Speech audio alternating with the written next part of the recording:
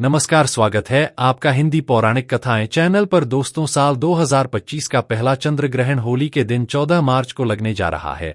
हाँ, आपने सही सुना, होली के दिन यह ग्रहण होगा और यह है सिंह राशि में स्थित होगा, साथ ही उत्तर फाल्गुनी नक्षत्र में घटित होगा। होली के दिन लगने वाला ग्रहण बहुत ही शक्तिशाली माना जाता है और इसके प्रभाव 50 गुना अधिक होते हैं।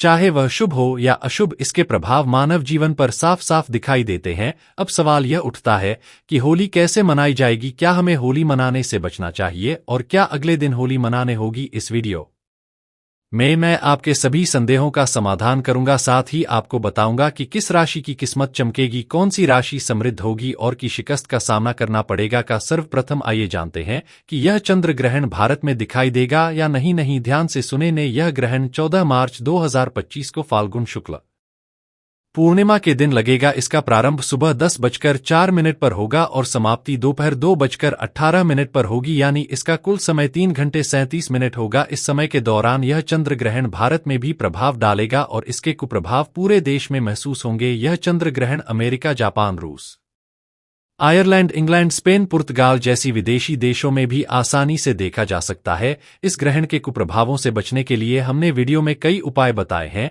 ग्रहण के दौरान किए गए उपायों का असर 100% होता है, इसलिए इन उपायों को जरूर अपनाएं। आपको यदि धन की प्राप्ति की कामना है तो इस समय महालक्ष्मी जी के मंत्र का जाप करना चाहिए। वीडियो में आगे मैं और अधिक जानकारी दूंगा, इसलिए इसे ध्यान से देखें और सुने ने। इससे पहले ले यदि आपने अभी तक वीडियो को लाइक नहीं किया है तो कृपया लाइक कर दें और कमेंट बॉक्स में एयूएम नमः शिवाय और हर हर महादेव जरूर लिखें। भगवान भोलेनाथ ही हमें ग्रहण के कुप्रभाव से बचाते हैं। आइए अब जानते हैं कि ग्रहण के दौरान क्या सावधानियां रखनी चाहिए। सबसे पहले, ग्रहण के दौरान यात्रा से बचें, क्योंकि यात्रा करने से दुर्घटना का खतरा बढ़ जाता है।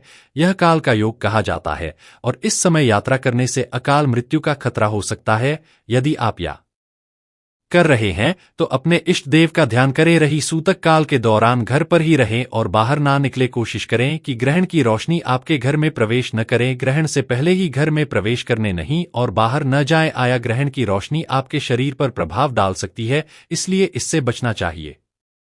ग्रहण की तरह चंद्र ग्रहण को भी नग्न आंखों से नहीं देखना चाहिए। कई लोग इसे नग्न आंखों से देखने की गलती करते हैं, जो हानिकारक हो सकता है। दोस्तों, ऐसा माना जाता है ग्रहण को नग्न आंखों से देखने पर व्यक्ति की बर्बादी आती है, व्यक्ति के जीवन में तबाही आती है। तो इस बात का विशेष रूप से ध्यान रखें और ग्रहण से पहले और ग्रहण के बाद स्नान अब अवश्य करना चाहिए। कहा जाता है कि ऐसा करने से ग्रहण का कोई भी नकारात्मक प्रभाव नहीं रहता। सूतक काल के दौरान कुछ भी खाने पीने से बचना चाहिए। जब सूतक लग जाएंगे तो आपको खाने पीने से बिल्कुल ही परहेज करना चाहिए और अगर ग्रहण से पहले कुछ भोजन बच गया हो तो ग्रहण खत्म होने के बाद इसका सेवन न करें। रही नया भोजन बना करके आप सेवन कर सकते हैं और अगर आप इस प्रकार के भोजन का सेवन करते हैं तो यह आपके शरीर में बीमारी लाते हैं, यह आपकी कुंडली में दुर्भाग्य को लेकर के आते हैं, आपके जीवन में बर्बादी लेकर के आते हैं। अब आप में से अधिकतर लोग बोलेंगे कि बचे हुए खाने का इसका क्या करें। रही एक काम करें, बचे हुए जो खाने पीने की चीजें हैं, भोजन है, आप गौ माता को दे दीजिए। वहां पर जो पशु है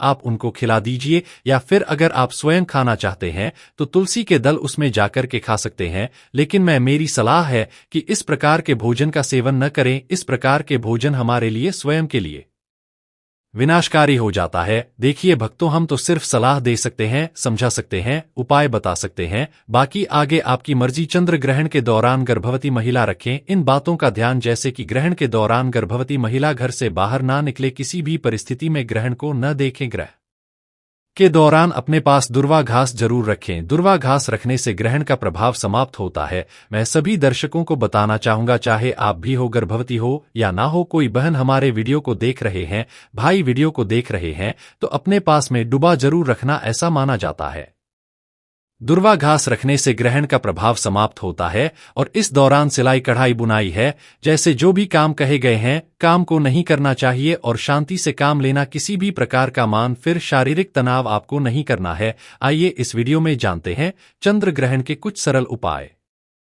जिससे आप ग्रहण के प्रभाव से बच सकते हैं। तो चंद्र ग्रहण के दौरान पूजा और भगवान का ध्यान से सुनना। चंद्र ग्रहण के दौरान आपको पूजन तो नहीं करना है, लेकिन भगवान का आपको ध्यान जरूर करना है। जो भी आपके इष्ट देव आप उनका ध्यान कर सकते हैं।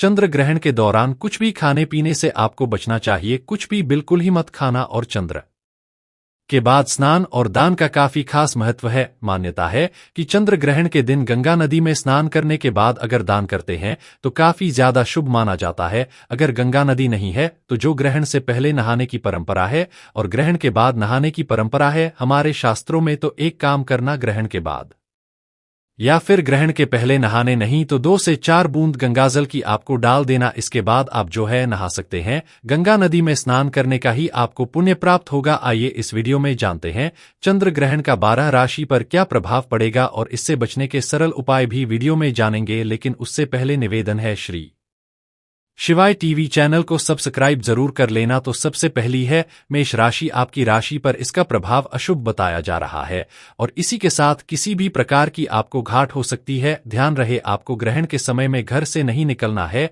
दूसरा है वृषभ राशि। इस राशि पर इसका प्रभाव अशुभ रहेगा, आपको किसी भी प्रकार की हानि हो सकती है, आपको सावधान रहना है। आप लोगों को इससे बचने का उपाय भी वीडियो के आखिर में बताऊंगा। मिथुन राशि। आपकी राशि पर यह चंद्र ग्रहण लाभकारी है, आपको किसी भी प्रकार का लाभ हो सकता है। कर्क राशि। आपकी राशि पर यह चंद्र ग्रहण सुखकारी है, धन यात्राया प्रकार का आपको सुख मिल सकते हैं। और यह जो कर्क राशि वाले के लिए जो ग्रहण है बहुत ही शुभ कार्य कहे गए हैं। आपको बहुत ही ज्यादा लाभ मिलेंगे, किसी न किसी माध्यम से आपको लाभ मिलना शुरू हो जाएंगे। सिंह राशि। आपकी राशि पर यह ग्रहण अशुभ है, मान सम्मान को क्षति पहुंचा सकती है, इसलिए आपको को कम बोलने की भी सलाह दी जाती है। मानहानि होने की पूर्ण रूप से संभावना है। जितने भी राशि के जातक हैं ऐसे लोग विशेष रूप से ध्यान रखें। ग्रहण के बाद आपको बिल्कुल ही वाद विवाद से बचना और कम आपको बोलना है। कन्या राशि। आपकी राशि पर यह चंद्र ग्रहण अशुभ है। चंद्र ग्रहण के दौरान आपको कई प्रकार के कष्ट हो सकते हैं जो कि बेहद कष्टकारी और मृत्यु तुल्य हो सकते हैं। इसलिए यदि आप इन कष्टों से बचना चाहते हैं तो आपको भगवान शंकर जी का ध्यान करना चाहिए। इस वीडियो के अंत में मैं आपको कुछ आसान उपाय भी बताऊंगा जिनसे आप इन कष्टों से बच सकते हैं। सबसे पहले अगर हम बात करें तुला राशि के बारे में तो आपकी राशि पर यह चंद्र ग्रहण अशुभ प्रभाव डाल रहा है। इसके कारण आपको स्त्री संबंधी समस्याओं का सामना हो सकता है। इसीलिए जितने भी कार्य या व्यवहार और स्त्री के संदर्भ में आपके लिए अप्रिय हो सकते हैं उनसे आपको बचना चाहिए। इसके विपरीत वृश्चिक राशि वालों के लिए यह ग्रहण शुभ संकेत दे रहा है। यह चंद्र ग्रहण आपके लिए सुख और लाभ का कारण बनेगा। वृश्चिक राशि वालों को इस ग्रहण के दौरान कोई भी परेशानी नहीं होगी, बल्कि किसी न किसी माध्यम से उन्हें लाभ प्राप्त होगा। अब बात करते हैं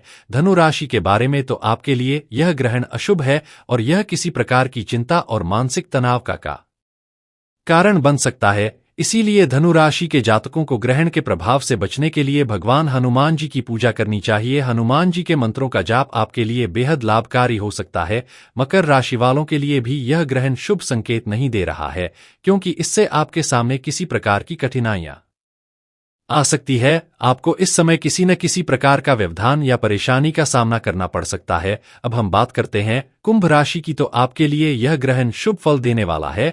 यह समय आपके लिए धन प्राप्ति का सबसे अच्छा समय साबित हो सकता है। अगर आप कुंभ राशि के हैं तो इस ग्रहण का प्रभाव आपके लिए सकारात्मक होगा। इसके बाद है मीन राशि, जो कि आखिरी राशि है। मीन राशि के लोगों के लिए यह ग्रहण अशुभ साबित हो सकता है। यह ग्रहण किसी भी प्रकार की क्षति या नुकसान का कारण बन सकता है। इसलिए मीन राशि के जातकों को इस ग्रहण से बचने के लिए विशेष सावधानी बरतनी चाहिए। आइए अब हम जानते हैं कि इस ग्रहण के बुरे प्रभावों से बचने के लिए क्या उपाय किए जा सकते हैं। सबसे पहले ग्रहण के दौरान गुरु मंत्र का जाप करना चाहिए। यह मंत्र आपके जीवन में सकारात्मक ऊर्जा का संचार करेगा और ग्रहण के प्रभाव को कम करेगा। अगर आपके पास गुरु मंत्र है तो आप उसका जाप करें। अगर आपके पास कोई गुरु नहीं है तो आप भगवान शंकर जी को गुरु मानकर उनके मंत्र का जाप कर सकते हैं। ज्योतिष शास्त्र के अनुसार गुरु ग्रह को ग्रहों का स्वामी माना जाता है और इसे ग्रहों का ताला भी कहा जाता है। यदि गुरु ग्रह मजबूत होता है तो व्यक्ति को किसी भी प्रकार की हानि का सामना नहीं करना पड़ता। गुरु ग्रह की ऊर्जा को मजबूत करने के लिए ओम ग्रीम ग्रम स गुरुवे नमः मंत्र का जाप करना चाहिए। जितना अधिक आप इस मंत्र का जाप करेंगे उतना ही अधिक आपको इसके लाभ प्राप्त होंगे। इसके अलावा ग्रहण के दौरान महामृत्युंजय मंत्र का जाप करना चाहिए, क्योंकि यह मंत्र विशेष रूप से ग्रहण के प्रभाव को समाप्त करने में सहायक होता है। इस दौरान आप अपने मुंह में तुलसी का पत्ता भी रख सकते हैं, क्योंकि तुलसी माता को पवित्र माना जाता है और यह नकारात्मक शक्तियों को दूर करता है। ग्रहण के दौरान स्नान करना भी आवश्यक होता है, क्योंकि इससे आपके शरीर और मन की शुद्धि होती है। शास्त्रों के अनुसार ग्रहण के पहले और बाद में स्नान करने से ग्रहण के कुपर भावों से बचा जा सकता है। इसके साथ साथ आप महामृत्युंजय मंत्र का जाप करें, जो ग्रहण के दौरान विशेष रूप से प्रभावी होता है।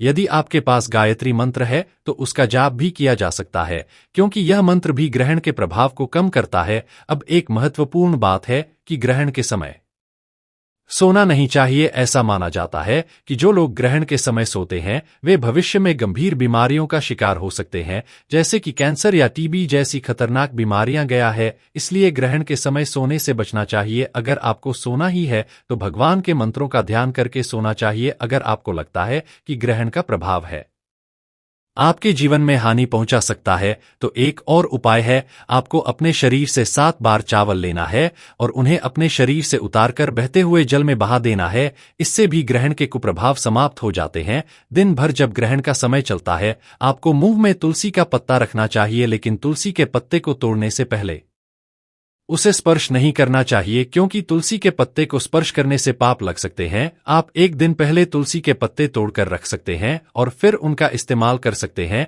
अंत में मैं यही कहूंगा कि यह वीडियो आपके जीवन में शुभ फल और मंगलमय परिणाम लाए। अगर आपको यह जानकारी योगी लगी तो कृपया इसे दूसरों के साथ शेयर करें। यह जानकारी किसी के जीवन में परिवर्तन ला सकती है और किसी को अनजाने में होने वाले कसरत से बचा सकती है। धन्यवाद।